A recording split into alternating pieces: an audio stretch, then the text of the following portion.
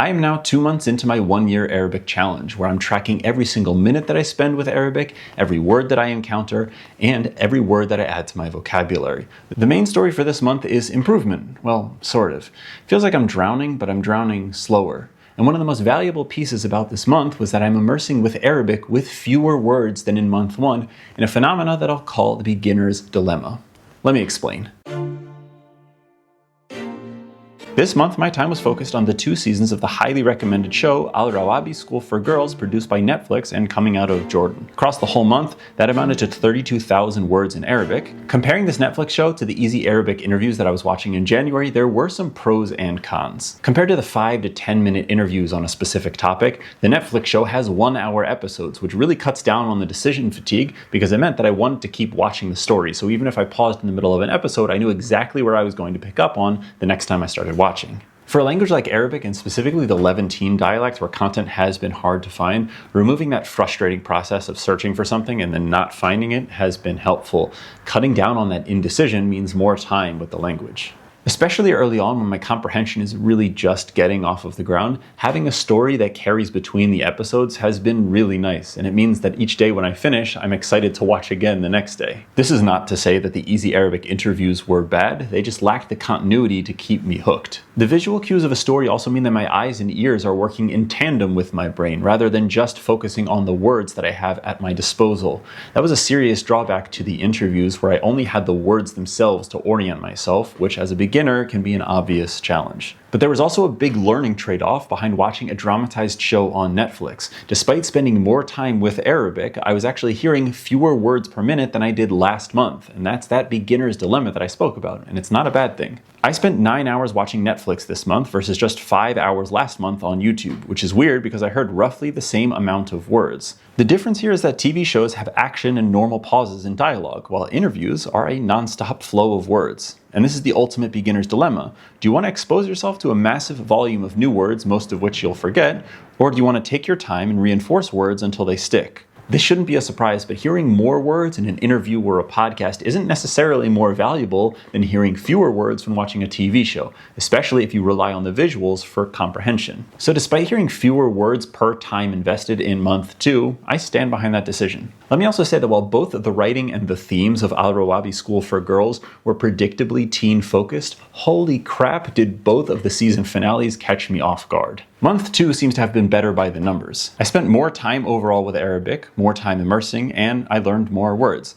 That's 22 hours spent this month versus just 16 in January, and my vocab is now 545 words after learning 303 more this month. That puts my average at 9.2 words per day, just under the 10 that I'm aiming for the whole year, but I'm happy with that. My balance of activities is better than January with more immersion and less studying, but still too Anki focused. Again, immersion with reading and watching TV shows should be at least half of my time, but it's currently only at 41%. In terms of raw hours, it felt like I spent a lot of time watching in Arabic, but it was only 9 hours. And knowing that the average US adult spends 7 hours in front of a screen every day, I know I should be spending more time with Arabic. More on that in a minute. On to vocabulary growth. Now that I know more than 500 words, I'm proud to report a couple of very interesting facts. Interestingly, my current vocabulary only covers just over a quarter of the 500 most common words in Arabic. Even though that's a low number, that's fine for me. I just started learning verbs, and when you're beginning to build your vocabulary in a language, starting with concrete words so that you can make tangible meaning in a language is helpful, rather than just focusing on common words, which are oftentimes structural or grammatical. I will emphasize, having 545 words of vocabulary means that I understand next to nothing when I'm out in the wild, but it feels like I'm drowning slower because I'm able to pick out individual words.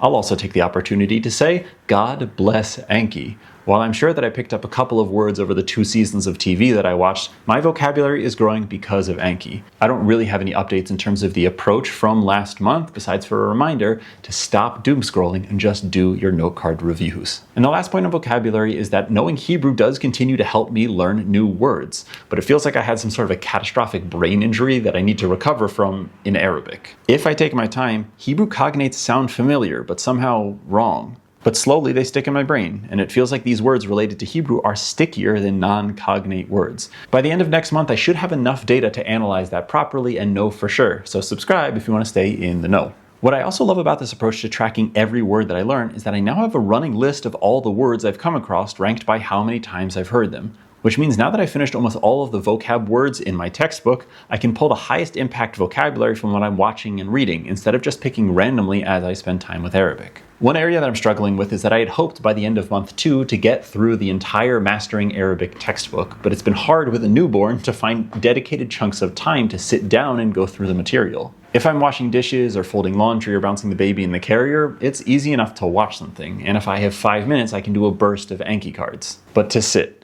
and read and focus and process explanations about Arabic and in Arabic, those little spurts of time just aren't enough. This is not to ask for pity or excuses, but it is a reminder to me to make the most of the time that I do have. And the updated timeline is to finish the textbook by the end of this month by doing 2 chapters a week.